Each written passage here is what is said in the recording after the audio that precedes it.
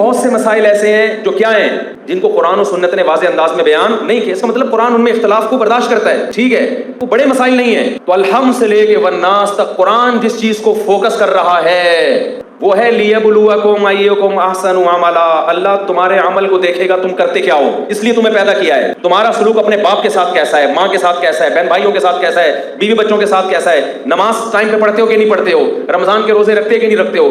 जो खुद पेट भर के खाए पड़ोसी भूखा सोए, आपने फरमाया वो मोमिन नहीं है। जिस स्कॉलर्स की तकरीर सुन के आप में ये मोटिवेशन पैदा हो रही है और आप प्रैक्टिकल लाइफ में आगे बढ़ रहे हैं, इसका मतलब वो आपको आपके हदफ की तरफ लेकर जा रहा है। और जो आपको इख्तलाफी मसाइल के आग में धकेल रहा है आपको, और बनु मैया के वाकयात और फलाने के वाकयात और फलाना ऐसा तो ढिमकाना ऐसा, तो नाम ले लेके लोगों पे रद्द करना जिससे नफरतें पैदा हो, इंसान की रूहानियत तबाह हो जाती है।